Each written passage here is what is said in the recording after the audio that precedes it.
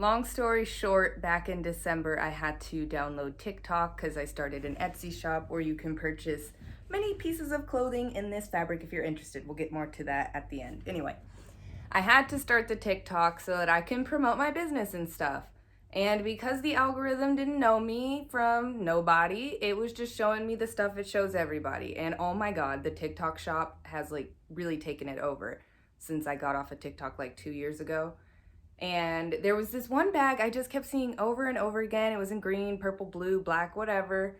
And all the comments were just like, I can't believe it was $15 with shipping, because the video would say it was like $7.99 today. It's like, oh my God, you can get this bag for less than a cup of coffee. And I'm like, oh my God, there's so many seams on that bag. So long story short, we're gonna make a bag similar. It's not the same bag. I don't want to buy a bunch of stuff I don't need to make it. That defeats the point. So I'm going to use stuff I already have. We're going to make a similar bag and see just how much work really goes into something like this, because I think people take it for granted. I know I take it for granted. So let's take this video as an opportunity to step by step examine how much work actually goes into a random tote bag. This is the bag in question, but it is by no means a unique situation on the TikTok shop.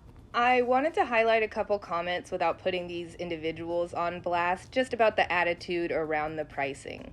And like I said, this is by no means unique. I'm not picking on just this one shop. It was just easier so that you could see it all in a row, what they are just trying to advertise to people. I don't know where y'all live, but where I'm at, a boba is between $4 and $7, which just seems criminally low for a bag with that many pockets. And then, ooh, I caught that. Caught that too. I used the word criminal earlier, and that was kind of ironic because that's actually the crux of the issue, is that what's happening here and how we receive our goods is perfectly and completely legal despite it being sourced from slave labor. After observing the bag and studying how I saw it put together, I decided to draw out each component so that I could get an idea of the proportions and have a roadmap of how to make this thing my own self. I've included also the instructions that I wrote out step by step for this bag. If you are interested in creating something like it for yourself, you can pause when I come up on those parts. Just by the way, those screenshots of me highlighting the poor construction of the bag was not a gotcha for the people who made it in any capacity whatsoever. The individuals who manufacture our goods, I'm sure, would love to do a better job, but are being forced to work in conditions that would be unimaginable for the average American.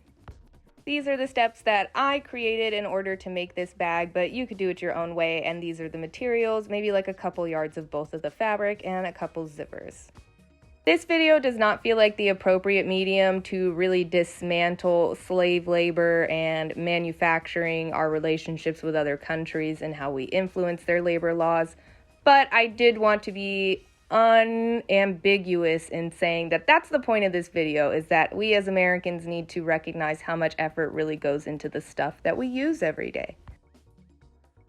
Now I'm just cutting out all the pieces. It is way easier to just cut everything out first and then start assembling, because if you have to come back and get on your hands and knees to cut, it's just kind of depressing. I know this video is about sewing, but yesterday I actually watched a really incredible video done by Business Insider, which I'll put in the description down below, about the salt farmers in rural parts of India and what they go through just to harvest the salt. It was excruciating. Seriously, you would never ever look at salt the same way again. And the most terrifying part, where we are so lucky to just be sitting over here scared in our comfort, is that every single thing that we buy goes through a similarly horrific manufacturing process. Whereas this video that you're enjoying, I get to work from my own home, as comfortable as can be, in my PJs and working on my own time. I'm gonna keep it completely real. This whole tutorial thing is still something I'm getting used to, so make your best effort to follow along with what I'm doing, cross-reference to the instructions that I provided if you're actually interested in making this bag. But like I said, we're really just cutting pieces out right now. It's not any more glamorous than that.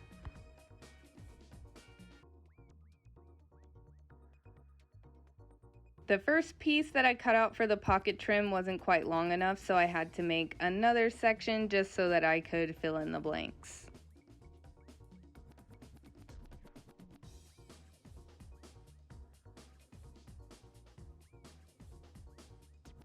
Alright, so I have all the main pieces of the body of the purse cut out, including the lining.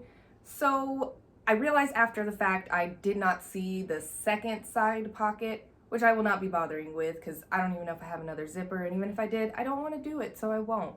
But I will add a laptop pocket just to kind of keep the amount of work comparable. And then another element that I'm leaving off is the drawstring little situation all around the trim of the bag. I am leaving that off because the sewing machine that I have does not have a zipper or buttonhole. It has no attachments. It's a very basic machine. My big one is out of commission and I'm just being too lazy to go get it fixed. So I am working with a Singer M1000, which is just a little bitty guy. I know I said in probably every video I've ever made my entire life, oh, I don't have what I need to do this. But take that as a lesson. Even if you don't have everything you need, you can still, give it your best shot. Also, since the point of this video is to really demonstrate the amount of effort, like true labor, love, whatever, the amount of effort that goes into this bag, I will be adding some charms as well, since the person who made the bag added the charms. It's not a plain bag, it has decorative elements. I'm going to be using a little pattern based off of my stuffed animal pattern. I just shrunk it down to mini so that I can make a tiny little teddy bear for the bag, and then I might sew on some other little buttons just to be fun. Look how cute, I love them so much. So now I'll have a little itty bitty one to be like a little keychain for me.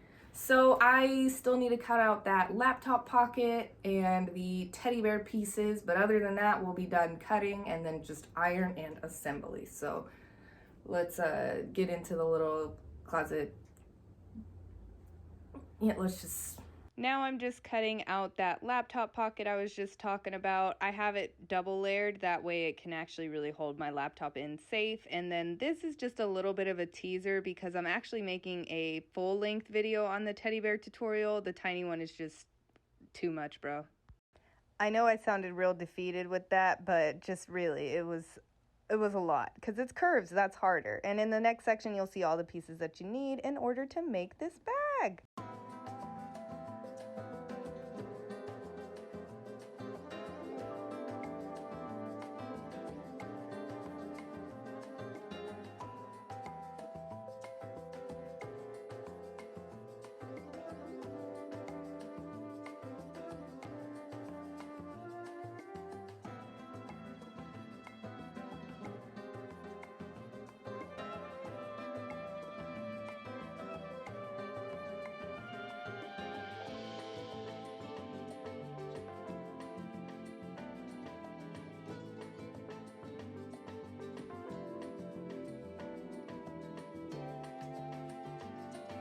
Now that I have everything cut out, I am just ironing my million different rectangles to make sure that the edges are, cooperative while I'm sewing.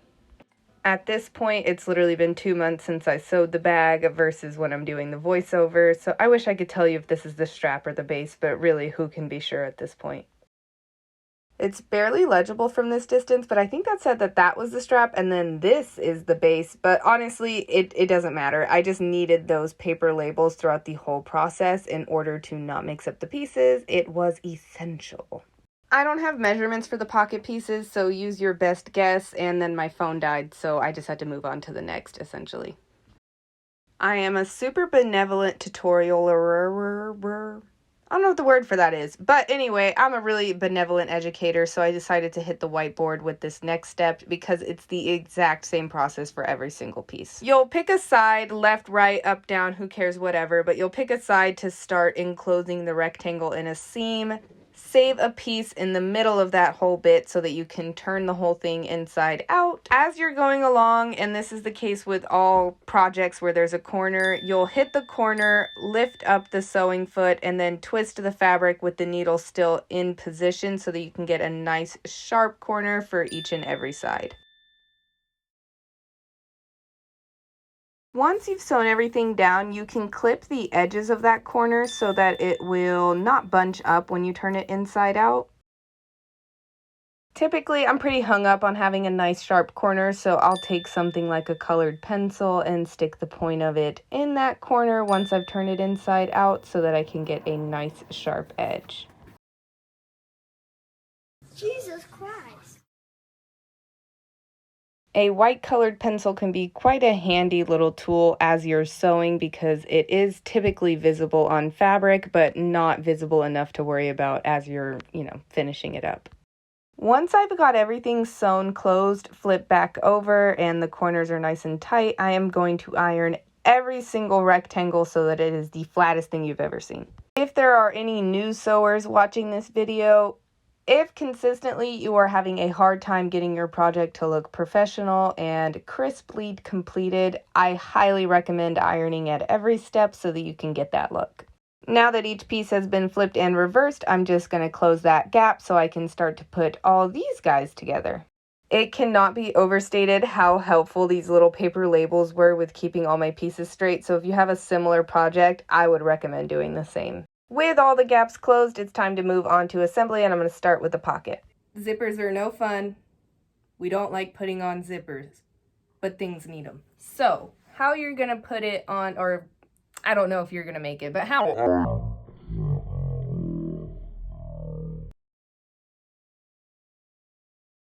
That was wild. Anyway, you're going to take this big part of the pocket and lay the zipper with the zipper teeth, like the actual good looking side of the zipper, facing right sides with this fabric here. Why do I keep tapping? It's because of my nails. But you're going to take that, you're going to sew it just a straight line where the red dash is. Then once you flip it over, you're going to keep the attractive fabric as folded over the zipper here, and then you're going to sew a straight line across. Then you repeat the same process down here. Imagine it's set up just like this. You're going to put right sides to the right side of this over the zipper and just sew a straight line across to attach the two pieces. After you have it attached, you flip the top piece over and you repeat the same process as sewing this down. And you just sew it down here. After that, that's when you attach the trim of the pocket that makes it 3D. You're just going to add that all along the sides of here, which is the same process as the body and base attachment, which there is a whiteboard demonstration for. I'm clearly not a professional, and I literally gave my whiteboard instructions ever so slightly different from how I actually sewed it, but if you follow the instructions that I did on the whiteboard, you'll end up with the same exact result.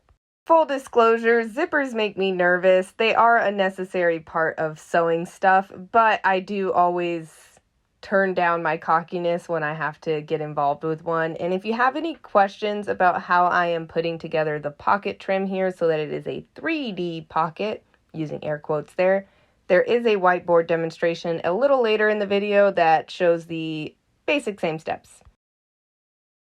Every now and again, I like to follow my own advice, so of course I ironed that nice and good before ever attempting to attach it to the base piece of the purse.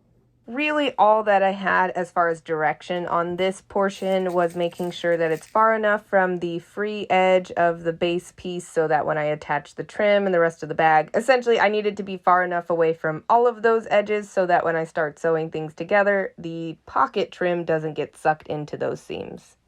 On a functional level, that probably wouldn't matter too much, but because I am who I am and I've been sewing as long as I have, I just had a bone to pick with making sure that this looked really good.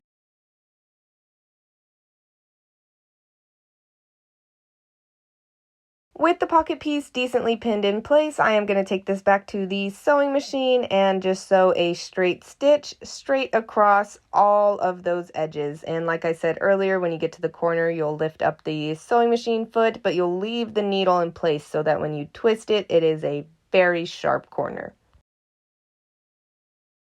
Basically, you're kind of working inside out with such a bag as this when you're trying to hide those seams. So you're going to put that laptop packet on the lining base piece. Doesn't matter which side, but I had a preference for having this to be the side leaning on my hip when I'm carrying the bag. So that is something to keep in mind as you are making your design. After the laptop pocket is attached to the first base piece of the lining, I'm going to set that aside and start working on assembling the bag itself. Alright, so this might come off a little convoluted, but the whiteboard is the best I can do because I feel like the video wasn't super clear. To attach the base bottom part of the bag that makes it a 3D object, you are going to imagine this is the wrong side of both of these fabrics. And you're going to take it starting from this side and you're going to put the right sides together and start pinning it along. When you get to the corner, stop, make sure you get it nice and sharp, so you'll just have to take your time there. Keep pinning the right sides of these fabric together. Remember, we're looking at it from the back here. Stop on the corner, come back around, and when you flip it, it's gonna look about like this. So you see it, this is basically just that bottom part folding up because it's going to start making a pocket basically. So then you'll just sew all along here, stop, turn the fabric, stop, turn the fabric, go up here, and then you've got the first half of the body piece attached to the base. From there, you're going to repeat the same process with the other body piece, which is going to be a little trickier since it's no longer open, but it's the same basic process. The satin fabric of the inside was quite sensitive and the pins left pretty decent marks in it, so I decided to use clips for pinning it together as much as possible. We love an efficient queen, so as soon as I had that pinned up and secured, I went ahead and fastened that down with, once again, a straight stitch. I don't think I used a single stitch outside of a straight stitch on this project. Which was honestly a breath of fresh air because I am typically making clothing which involves stretchy fabric, which is difficult to work with, and curves, which are difficult to work with. So for my precious rectangles, I am just repeating the same processes over and over and over again. That's the name of the game with a project like this. Really, it's just about that mental patience more so than a construction patience. Writing out all the steps to create the bag definitely was a big favor I did to myself so I didn't have to use my brain up until this point. And then I had been in the closet for a really long time, so I took these next couple steps outside just so I could get a little fresh air. One eternity later. That last shot was a bit of a blooper, but I decided to leave it in because I thought it was kind of neat. I've got the first piece of the outer fabric attached to the base, so I am sewing that down, and the bag is really starting to come together at this point. In the next sequence, I'm going to attach that second outer fabric piece to the little guy I'm sewing here in this scene, and then from there, it'll be more of those final touches. Up until this point, I had really been blitzing this thing out, and it was quite exhausting getting to the point that you are watching right now. Don't get me wrong, it was fun. I was feeling really great about how the project was turning out, but it definitely was being reinforced within me just how much effort it takes to make a similar looking bag. Obviously, these are completely different fabrics, but that actually speaks more to the point, because the corduroy fabric that would have been made out of would be much more difficult to work with. Dang, I forgot to tell you what I was doing right now. So I took those little zipper flap pieces and I am now attaching them to the outer piece so that when we sandwich the lining and the outer piece together, they get tucked up inside and there's no visible seams there.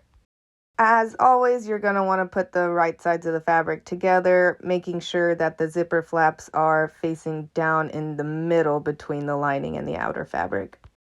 The strategy here is that we are going to leave a gap on the side without the pocket and then sew the rest of that circle all the way around, and when we turn it inside out, the whole thing is going to look super clean. This technique is like a sewing magic trick, so I'm hesitant to over-explain it, but basically if you follow the steps as I've shown them to you and you do what I did with another type of bag, all of the seams will be hidden in between the lining and the base piece. It's really neat.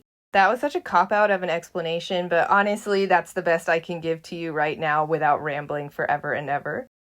And speaking of copying out, that is just setting a nice expectation for the remainder of the video where some stuff happens that I really don't know how to explain to y'all, but hopefully if you have any desire to make this bag, you'll be able to follow along. Some of these maneuvers are just challenging to explain when my understanding of them is really only deep enough to do. Do you see? Okay, back to the bag. So this is the body trim piece that we are going to use to make the body and lining pieces look good and crisp and clean. So I am just closing that loop, sewing down the little nubs, and then adding in my label. I had intended to check these off as I went along, but since I was the one who wrote the instructions, I already knew what they were, so I didn't even look at this thing for a while. But as I was checking stuff off, I was thinking, ooh, I'm almost done. And I was very wrong about that. But more on that later. Right now, we need to put this body trim piece around. And I slowed it down so hopefully you can see the tucking motion. But once again, right sides together. If you follow that logic, you pretty much won't miss. And the way that I have it oriented, of course, when you flip that trim piece back up, my label will be not upside down. That would be silly. We're not trying to be silly here. We're being very, very serious in our Care Bear sweatpants. So we are very close to the end here. I'm just sewing around the little trim just so that it looks a little cleaner and nicer. I did realize there was a flaw in my initial plan regarding the strap because that middle section is about twice as wide as the strap. So I'm thinking I might need to add like a little dart there just to make it make sense. But I will check back in with y'all when we get to that step. Unlike every other step, there's actually no gap that you need to leave on this stitch, so you're just going to go 360 around that body trim. Based on how finished the bag looks like it is, you'd think there wouldn't be a bunch of steps left, but somehow there are still a lot of things for us to do, actually. Whatever progress level this is in a project is typically where my brain starts to do a victory lap prematurely. It was around this point that I was thinking, wow, this is going suspiciously well, and I should have known that the very fact that I was thinking that meant something was due to come up.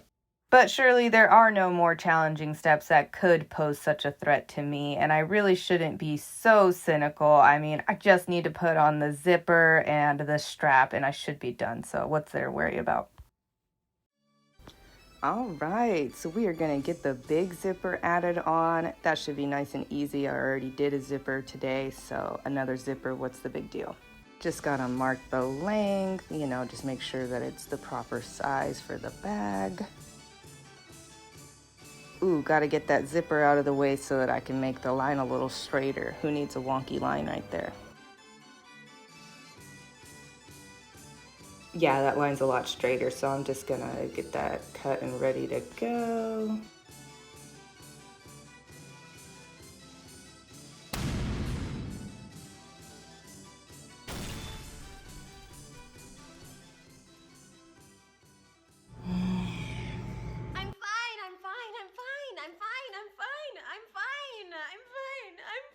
Well, that was dumb, but I won't do anything like that again. Okay, I won't do anything like that again starting now. My faith in myself is starting to degrade, and I'm wondering if there was any point. Oh, I guess there was a point, never mind. The struggle I had with the zipper was without basis, because if I had just paid attention for even half a second, none of that would have happened. But apparently, I was messing with the ring light or something. But now I just gotta make these little zipper tabs so that the end is closed, and you are just gonna sew where those baguettes are. Once you sew it down, you're gonna flip it and reverse it. With the tab attached to the end of the zipper, it's no longer at risk of falling off the track again. So I'm gonna pin that bad boy in place and then just sew her down. Same process that I did to do the side pocket, but this time it's a giant pocket. Right now, I really don't have nothing to say, y'all, that I haven't said so far. So I'm just gonna spend the next minute showing my Etsy shop on the screen. So if you like what I do and you want some for yourself, you can find it there.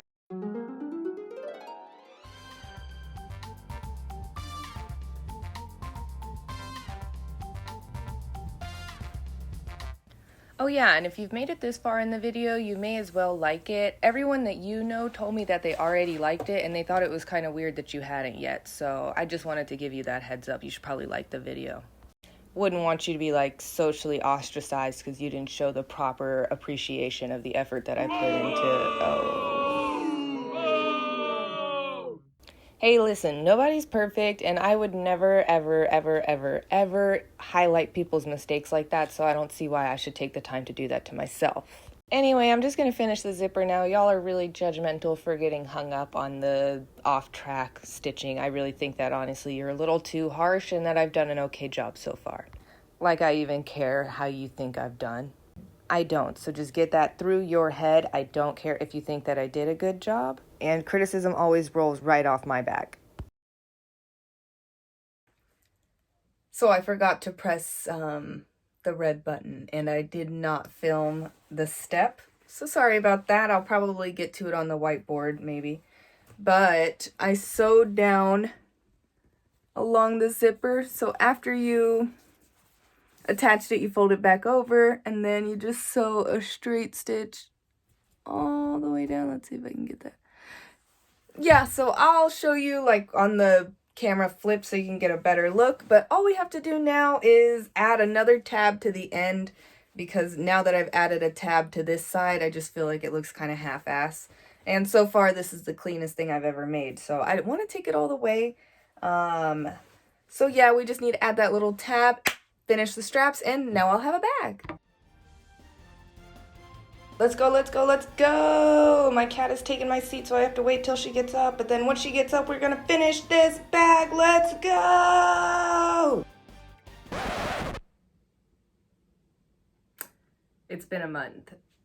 I did the same thing that I did in my last video, if you watched me make the Uhura uniform, where I like blitzed out a whole bunch of stuff, and then somewhere towards the very last couple steps I just gave up completely. You know, these things happen. It's funny, I put so much thought into the construction of the bag, and when I look back on my notes, I did not think about how to put the strap on. That's what she said. And I had struggled quite a bit theorizing on how to put it on. I also started writing a book this last month, which is a story for another video, but it's been taking up quite a bit of time.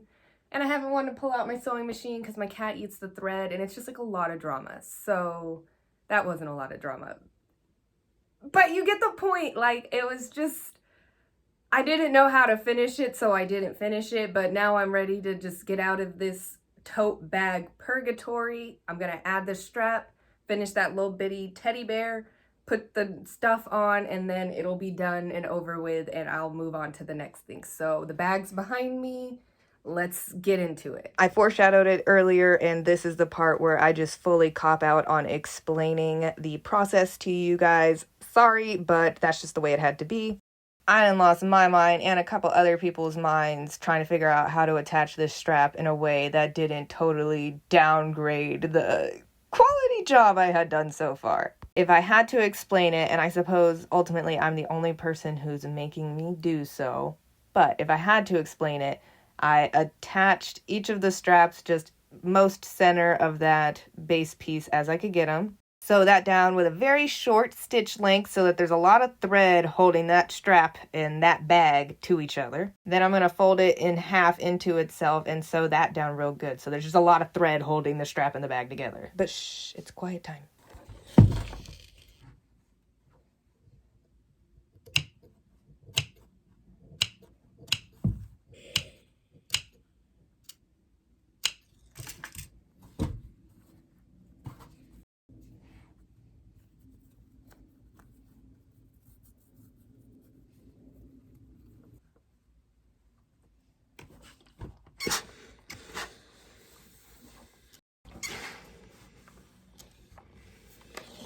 OMG, things just got so high stress there for a little bit, so I had to pull it back, get us back relaxed. So then I had to spend like an hour or more, who knows, just cutting up scrap fabric so that I could stuff this little teddy bear. And like I said earlier, I will not be showing y'all how to do that in this video because I'd rather break that down with a larger model, and I had a hard time doing this, no lie, because it was teeny. I did all the details for the teddy bear off camera, but once we are finished stuffing it and close it up, we just need to attach it to the bag.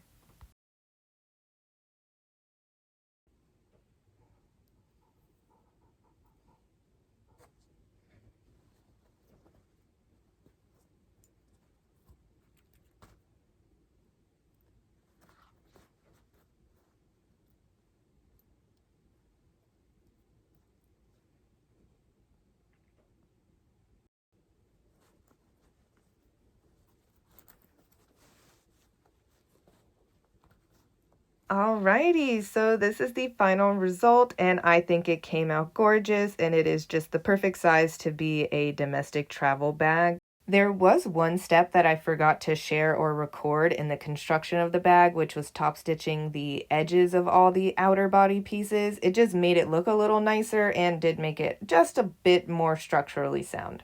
But you definitely don't have to do it. And then for the side pocket, on the inside of it, you can see the seams there. However, if I was making it to sell it, I would clean that up. It's just, for me, I did not feel like doing all that.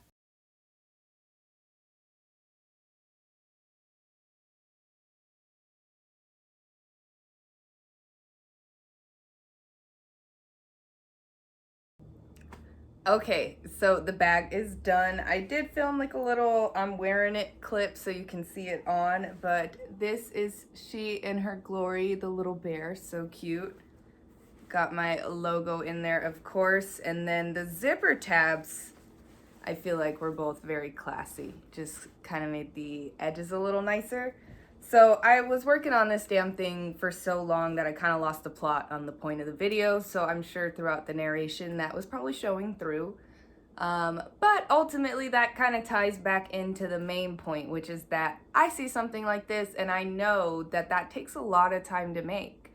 So when I was on TikTok, I just was getting a little frustrated seeing people get upset that, oh, it's $10 with shipping. It's like, okay, I get it. We all buy cheap crap off the internet. I do it. Everyone I know does it. It's kind of a necessity to get by in today's world. But at the same time, just because something costs $3 doesn't mean that it should cost $3. I know I get exploited at work. Pretty natural to think in another area where there's less labor laws that there's an insane multiplied factor of exploitation coming into play to make stuff. You know, and I'm not being like judgy when I say that, because obviously I sew, I can make my own clothes and stuff, so I have a benefit there, but I don't know what happens to my trash after I throw it away. I don't know where my water comes from. Like, I don't know one thing about how anything works except for sewing. So that's why I decided to make this video, because I see that bag and I know that takes hours, and I have to say, all in, including the little teddy bear, which, if you could believe it, actually took almost 4 hours to make. I don't know why I was just struggling so hard. But yeah, this bag took me like 10, maybe 12 hours to make all in. It was a lot of work. So just keep that in mind next time you buy something that you don't even really want. Someone had to make it. That's all. That's all. Thank you so much for watching the video. If you like my pants, which were not featured in this outro, but if you like these pants, you can buy them off my Etsy shop at Entropy Oddities. I will show you how to make the little teddy bear in another video, because this video was already way too long, and I'll actually put that one out in time because I'm gonna go film it right now. So bye y'all. Thanks so much for watching my video.